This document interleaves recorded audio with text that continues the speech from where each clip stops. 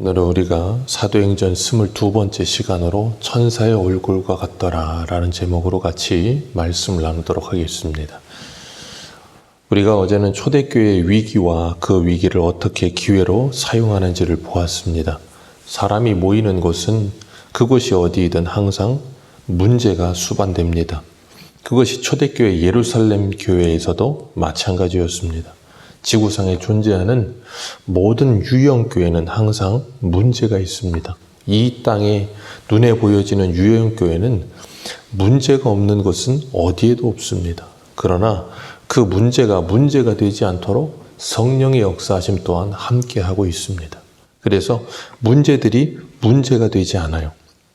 그러나 이 문제가 때로는 크게 다가오게 되고 문제가 되는 이유는 뭐냐면 성령의 역사하심이 없기 때문에 그래요.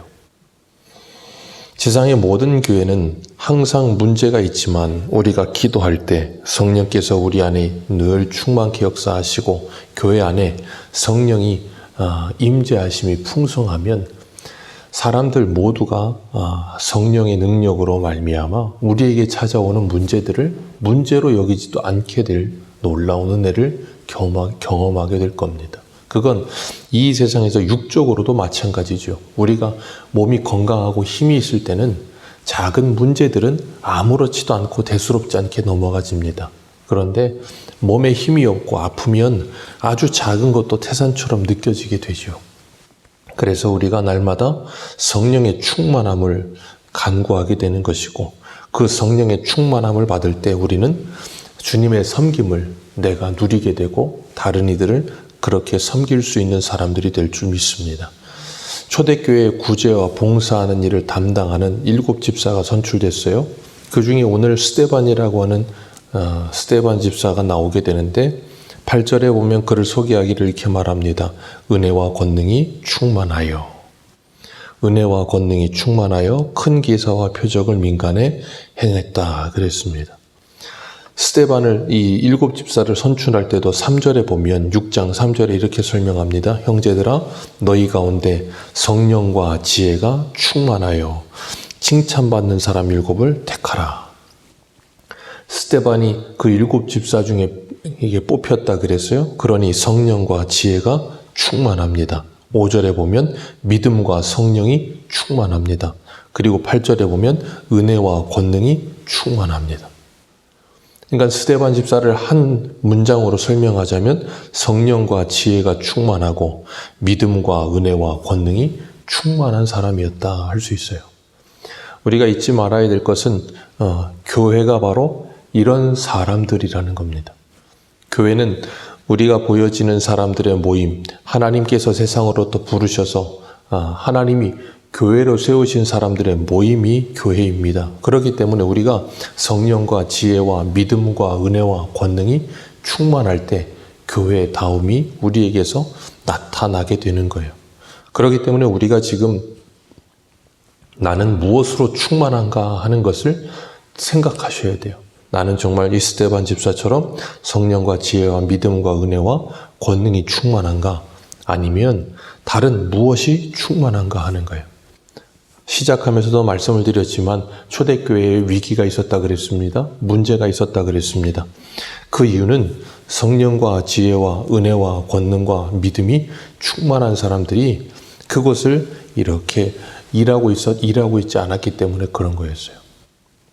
왜 그런가 하면 무엇인가 사람들이 모이다 보면 이게 올바르게 리더들이 이끄는 대로 움직여져야 되는데 그렇지 않을 때가 있거든요. 오케스트라 같은 거 우리가 이제 연주하는 걸 보면 한 50명에서 한 100명 사이로 이렇게 모이더라고요. 거기 악기들이 그렇게 많이 있습니다. 그런데 그 모든 악기가 일사불란하게 한 명의 지휘자의 지휘에 따라서 연주가 되어집니다. 그래서 어떤 건 빠르게, 어떤 건 느리게, 어떤 건 크게, 어떤 건 작게, 어떤 건 연주를 하고, 어떤 건 연주하지 않고 지휘자가 하나부터 열까지 다 세세하게 코치합니다. 그리고 그 지휘자의 이 손에 따라서 모든 이 악기들이 연주될 때 그걸 우리는 하모니라고 부르죠. 그리고 듣기에 참 아름답습니다. 그런데 지휘자의 지휘에 이 모든 악기가 통제되지 않으면 소음이 돼버려요. 그런 것처럼 교회는 성령께서 지휘하시고 인도하실 때 교회는 아름다워집니다. 그래서 우리가 성령으로 충만해야 되고 그리고 지혜와 은혜와 권능이 충만해야 돼요. 그렇게 함께 할 때 교회는 아름다움이 풍성해집니다. 스데반은 구제하는 일, 봉사하는 일, 재정을 맡는 일을 함과 동시에 또 뭐도 했냐면 기적과 표적을 행하고 그리고 9절에 보면 회당에서 사람들하고 말씀을 가지고 가르치고 그랬더니 그들이 스데반에게 논쟁하기 시작합니다. 스데반에게 논쟁하기 시작할 때 스데반이 아까도 우리 스데반에 대해서 설명을 할 때 성령과 지혜와 믿음과 은혜와 권능이 충만했다 그랬잖아요. 성령과 지혜로 말하기 시작하는 거예요. 그러니까 그 사람들이 스데반을 어떻게 말로 이길 수가 없는 거예요. 그걸 본인들도 느끼는 겁니다. 그러니까 어떻게 합니까? 사람을 매수합니다.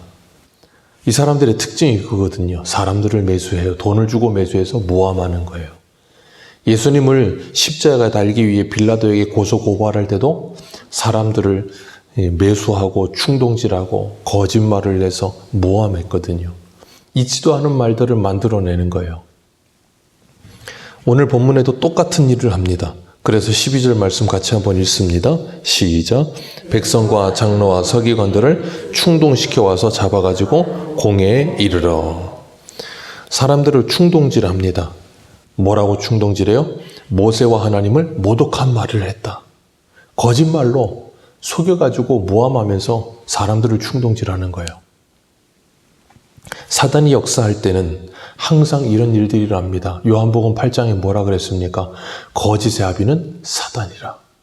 그러니까 지금 이들은 누구에게 사로잡혀 있어요? 사단에게 사로잡혀 있어요. 사단으로 충만합니다. 스데반은 성령으로 충만하고 이들은 사단으로 충만하여 모독하는 말, 거짓말하는 말, 충동질하는 말을 하면서 거짓 등인까지 세워가지고 그렇게 말을 해요.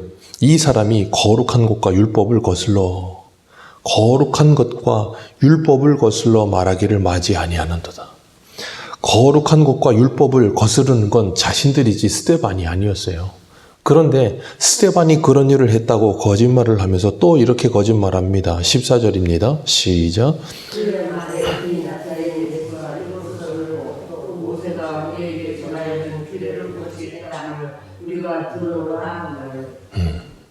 이 또 거짓말을 해요. 거짓을 계속하죠. 왜요? 어떻게든 스데반을 제거해야겠다는 생각에. 거기에 누가 들어있어요? 백성과 장로와 서기관들. 이 사람들이 지금 스데반을 죽이겠다는 일념으로 거짓에 거짓을 더하고 모함을 하고 사람들을 충동질하고 온갖 권모술수를 쓰고 있는 거예요. 왜요? 스데반을 제거해야 된다는 목적으로. 자신의 목적과 의도를 달성하기 위해서 사람을 죽이는 일을 하기 위해 모든 권모술수를 하는 거예요. 이런 정치질을 아무렇지도 않게 하고 있는 거예요. 그런 게 세상에만 있는 게 아니라 지금 어디에서요? 예루살렘에서요. 어디에서요? 회당에서요. 오늘날 교회에서는 이런 일이 없습니까? 방금 전에도 우리가 설교 시작하면서 말씀드렸습니다. 스데반 집사는 성령과 지혜와 믿음과 그리고 이 은혜와 권능이 충만했다. 그리고 스데반을 모함하는 사람들은 사단이 충만했다. 우리는 무엇에 충만하여 살고 계십니까? 이 세상은 이런 말도 안 되는 거짓말과 모함으로 사람을 충동질을 하고 사람들을 선동해서 자신들의 목적과 의도를 달성하려고 해요. 그런데 교회 안에서도 그럴 때가 있다는 거예요. 자신의 목적과 의도를 달성하기 위해서 사람들을 선동하고 거짓으로 모함하고 그러면서 점점점 분위기를 만드는 거예요. 그래서 우리는 사람의 말을 들을 때 그 워딩 자체를 듣는 것이 아니라 그 의도와 목적을 봐야 되는 겁니다. 저 사람이 무슨 의도를 가지고 이런 말을 하고 있는가. 그걸 보지 못하면 자꾸 속게 되는 거예요. 이 유대인들에게 있어서 중요하다고 생각되는 게 뭐냐면 성전입니다. 그리고 모세의 율법이에요. 이 사람들은 이 두 가지라면 목숨을 거는 사람들입니다. 그렇기 때문에 이 거짓말하고 선동하는 사람들은 여기서 대본에 뭐예요? 모세와 하나님을 모독한다. 그리고 14절에서는 이 성전을 헐고 그리고 규례를 고친다고 한다. 이런 말도 안 되는 소리를 하면서 스데반을 막 모함하고 있는 거예요. 생각해 보세요. 사단으로 충만하여서 거짓말을 하고 모함하면서 스데반 사람을 죽이기 위해서 공회로 달려들면서 사람들이 막 몰려듭니다. 그러고 있을 때 그 사람들 얼굴의 표정이 어땠을까요? 굉장히 온화하고 아름답고 미소를 띠면서 그런 일을 했겠죠? 아니에요. 우리 한 군데 한번 보겠습니다. 고린도전서 15장을 한번 보시겠어요? 고린도전서 15장입니다.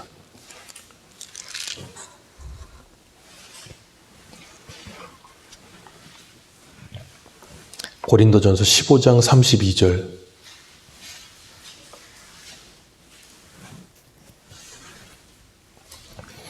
고린도전서 15장 32절입니다.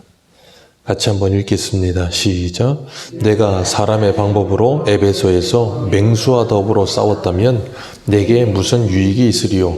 죽은 자가 다시 살아나지 못한다면 내일 죽을 터이니 먹고 마시자 하리라. 아멘.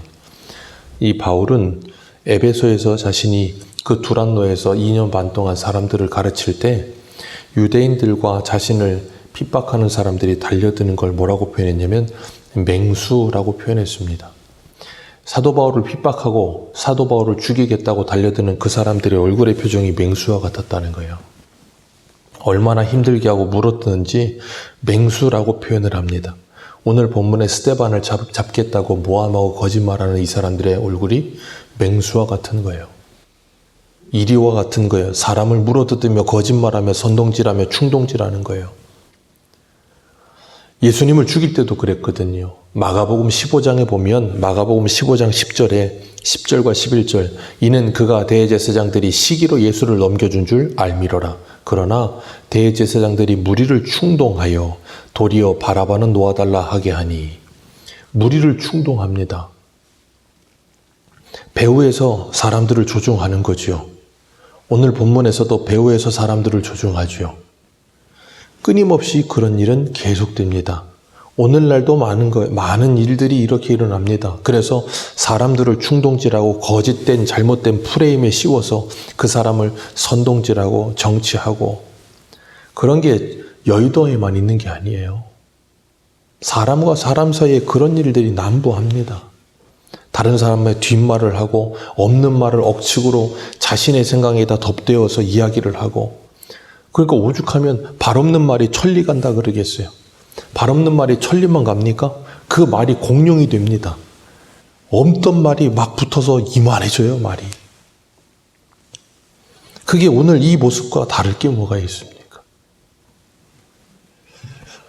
진리가 그리고 하나님의 생명의 말씀이 가득해야 될 예루살렘에 거짓말이 난무하는 거예요. 참 안타까운 모습이죠. 오늘 우리의 마음에는 무엇이 가득하십니까?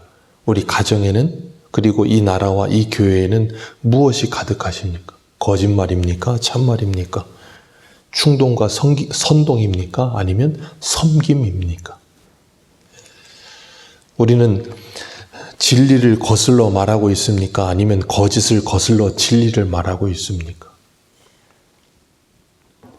그렇게 스데반 한 사람을 죽이겠다고 온 사람들이 둘러싸서 거짓말에 거짓말을 더하고 온갖 겉모술수를 다해서 맹수와 같이 달려드는데 오늘 본문 마지막 절인 15절을 보면 같이 한번 읽습니다. 시작. 공회 중에 앉은 사람들이 다 스데반을 주목하여 보니 그 얼굴이 전부 다 짐승과 같이 맹수와 같이 스데반에게 달려듭니다. 그런데 스데반의 얼굴이 천사의 얼굴과 같았더라. 그 인자함과 광채가 나는 환한 얼굴과 같았더라. 그게 어떻게 가능할까요? 성령의 충만함으로요. 성경의 천사는 항상 인자하고 온화한 모습만 있지는 않습니다. 때로는 하나님의 진노의 얼굴을 표하고 있기도 하고요. 그런데 어쨌든 천사의 얼굴과 같았다 그랬어요. 맹수의 얼굴과는 정반대의 얼굴이라는 거죠.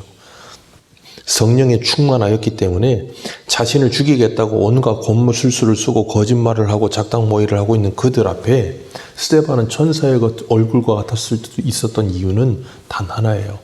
대주제이신 하나님께서 허락지 않으시면 그들의 모든 일들은 다 불가능한 겁니다. 우리가 어제도 봤었지만 이 가말리엘이 말했던 것처럼 하나님께서 하시는 일이라면 누구도 대적할 수 없고 사람이 하는 일이라면 무너질 것이라 했던 말처럼 스데반은 성령에 충만했기 때문에 이들이 하고 있는 이 모든 일들이 사람의 일이라는 걸 분명히 알았던 거예요. 그러니까 두려워하지 않고 뭐예요? 천사의 얼굴과 같았더라. 오늘 우리는 이 하루를 살아가면서 우리의 일상을 살아가면서 우리는 어떤 얼굴을 하고 살고 있는가 다시 한번 돌아보시길 바랍니다. 우리가 내가 말하는 거에 따라 얼굴의 표정도 달라진다는 걸 아십니까? 좋은 말, 제가 예전에 신학교 다닐 때 목회 상담학을 할 때 교수님이 내준 과제가 뭐였냐면 하루에 5분씩 거울을 보고 좋은 말과 나쁜 말을 하라는 거예요. 그게 과제였어요. 일주일 동안. 그것도 쉽지 않더라고요. 내 얼굴을 보고 좋은 말을 하면서 계속 칭찬하는 게 뭐 10초는 할 수 있겠지만 5분 동안 한다는 게 정말 어렵거든요. 그리고 거울을 보고 나를 향해서 나쁜 말, 저주의 말을 쏟아붓는 것도 정말 힘듭니다. 5분 한다는 거. 근데 참 신기한 건요. 내가 내 얼굴 보고 그거 하는 건 힘든데요. 다른 사람 뒷말하면서 욕하는 건 5분이 아니고 50분도 합니다. 그런데 그렇게 하잖아요. 얼굴 표정이 달라져요. 정말 신기하더라고요. 칭찬한 말을 할 때는 얼굴 표정이 좀 밝아지는데요. 저주하는 말을 하잖아요. 얼굴 표정 자체가 일그러집니다. 오늘 본문에 스데반의 얼굴과 스데반을 죽이겠다고 달려드는 맹수와 같은 사람들의 얼굴의 표정은 분명히 정반대였을 겁니다. 오늘 나는 어떤 모습으로 무엇이 충만하여 살고 있는가 다시 한번 돌아보시고 스데반과 같이 우리를 향해서 이 진리를 무너뜨리고 우리를 죽이겠다고 달려드는 사방으로 우겨싸는 세상과 세상 앞에 짐승과 같은 얼굴을 하고 달려드는 그들 앞에 성령으로 충만하여 정말 스데반과 같이 천사의 얼굴을 하고 그들에게 선으로 악을 이길 수 있는 저와 여러분들 되시기를 주님의 이름으로 축복합니다. 기도하겠습니다.